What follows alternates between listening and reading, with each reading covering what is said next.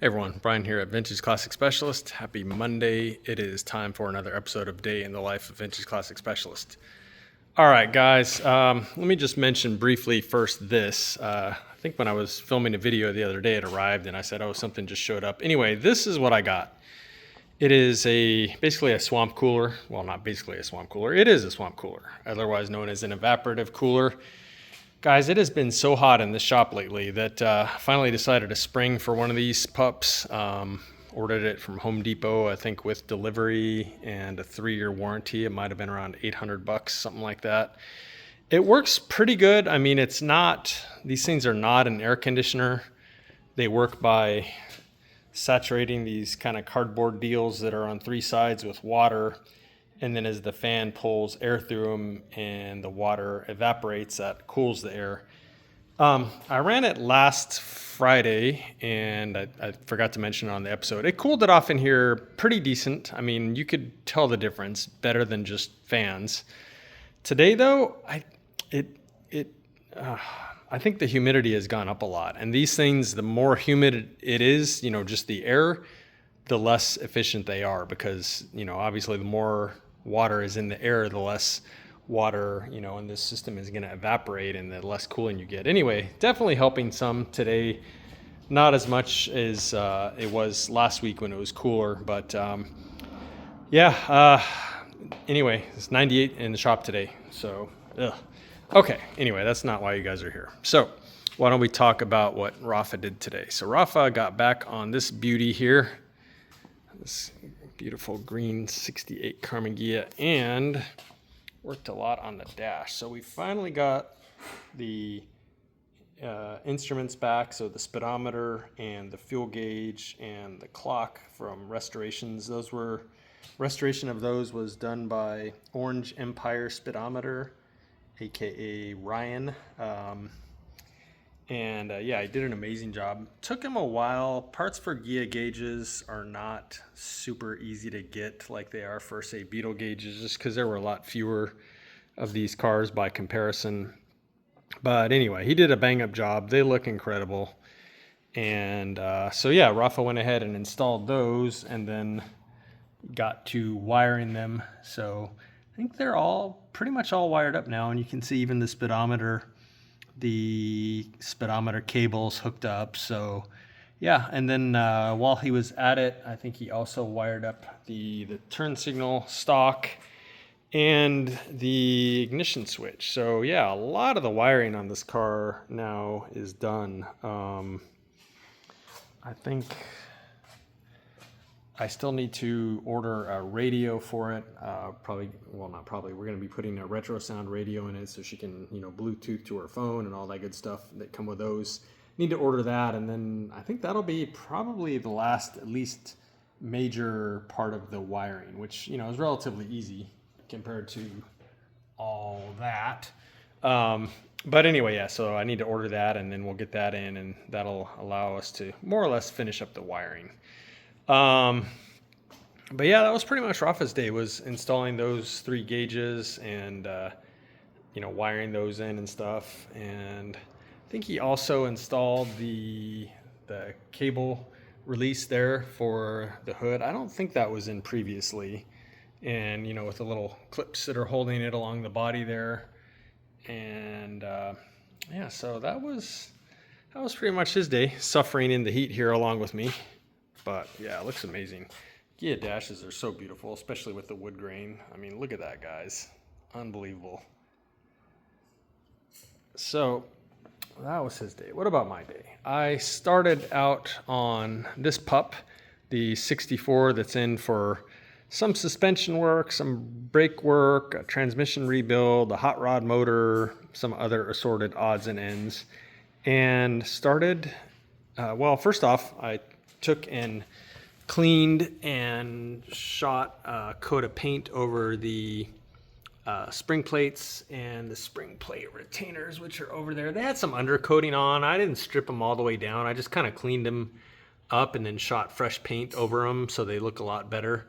But I think, like I mentioned earlier, it's super humid today, and the paint just didn't seem to be, it's dry now, but this morning I painted these, and then I waited like an hour, and I started going to install them, and I felt like the paint was still a little tacky. So I was like, you know what, let me just let these dry, basically till tomorrow at this point, and then I'll go ahead and set these up. So I mentioned that this car is getting subtly lowered, so there's only certain increments that you can go, and I think what I've landed on for the back of this car ends up being like 0.86 inches or something. It's a combination of 4 inner splines and 4 outer splines, and so yeah, that'll give us like 0.86 inches. And then the front, of course, with the adjustable beam that we put on, is infinitely adjustable, so we can really kind of fine tune how much rake we want, or make it perfectly level, whatever we want at that point. So yeah, subtly lowered, not slammed,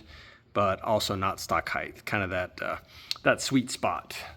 So yeah, I worked on that for a little while, did that painting, and then started setting this up, and then kind of aborted once I could tell that the paint just wasn't going to be fully dry for a while. So after that, went ahead and turned my attention back to Big Blue. Just had so much momentum on this car lately that I wanted to keep that up.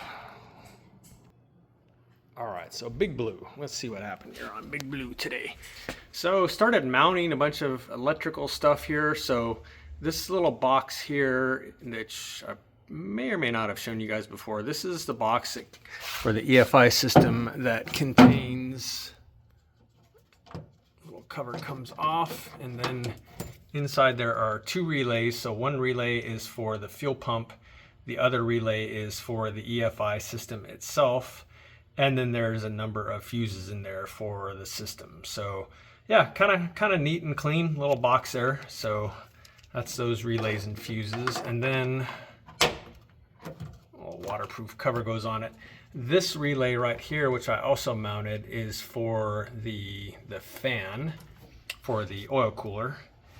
And let's talk about that. So let's roll underneath here and see what I did there. I showed you guys last week that I had received the oil cooler. So spent a long time today under this car. Zoom out a little, maybe that'll be better. Yeah, spent a long time under this car today, kind of figuring out the mounting of this thing. And so actually, C-Trab makes some mounts that bolt to the cooler themselves. So you can see this surface here. This is actually a mount. You can kind of see the one on this top one. So they bolt to the ends of the cooler, and they have like rubber pads in them to isolate vibration.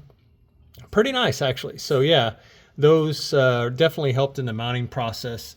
So on the back one here, I mounted it in that orientation, and then put a couple holes in the essentially the belly pan here, and put nutserts in those holes, and then put a couple bolts in those. And then likewise up here, I sort of made a little bracket by taking a couple L brackets and kind of putting them together and so on, and mounted one to this, I don't know, like cross beam over here.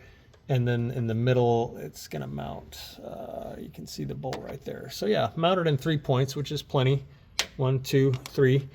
And then also went ahead and bought a sufficient amount of push lock line and fittings. And so those are there, and kind of spent a while staring at it and figured out the routing here. I didn't want to route them like all the way along the air conditioner lines, because I didn't want to be putting oil heat into those lines. So this one here briefly runs right next to them, but not for long. And then you can see that the air conditioner lines run here, and that line that I just showed you for the oil run kind of comes up over here and then crosses by those again. I may even put some insulation around those just to keep this warm oil line from potentially heating these air conditioner lines. And then the other one runs into this little opening here, and then that one comes actually through the frame. You can see it right there, and then back out. And so right now these are not connected to anything on this end. but one of them will go to the oil cooler, and then this longer one that you see here actually goes back to the engine. So that's the return that feeds the motor.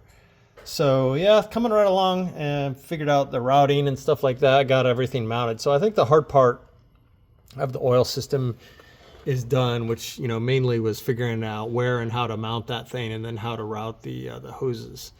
So yeah, I'm pretty happy with how that all came out.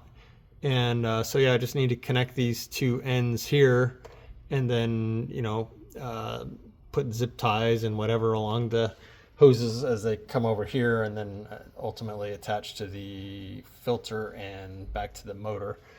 But yeah, that was kind of a big job. So that's the hard part, again, is done. Okay, so let's see what else here, guys. So yeah, kind of continued on the wiring here, connecting stuff. And so got wires here from the EFI harness that go to the negative and positive side of the coil, and to the relay for the oil cooler fan, and then some other wires here that go to the positive of the battery that supply the relay for the fan and the EFI system itself. And then another wire that I added yet another grommet here to the firewall. So this is the thicker one here is the data cable for the EFI system. So that'll go up to the dash mounted handheld. And then the other two are the power, the relay power for the fan on the oil cooler, and then the orange one here comes from one of the relays in this box here, and that will go to the fuel pump up there. So yeah, made a lot of progress today, guys. It's kind of a pain working underneath here, but again, I think I got all the harder parts done, kind of figured out the routing and stuff. I'll clean all this wiring up. As you guys know, that's what we do, make things look neat. But at the moment, yeah, just trying to figure out where everything goes, make sure everything's connected to the right thing, and then yeah, we'll kind of clean it up all at the end. At least after the motor goes in, if not before. So that was pretty much my day, wiring and mounting stuff on this car. So that is actually it for today, everyone. So appreciate you guys watching, and we will see you again tomorrow. Bye.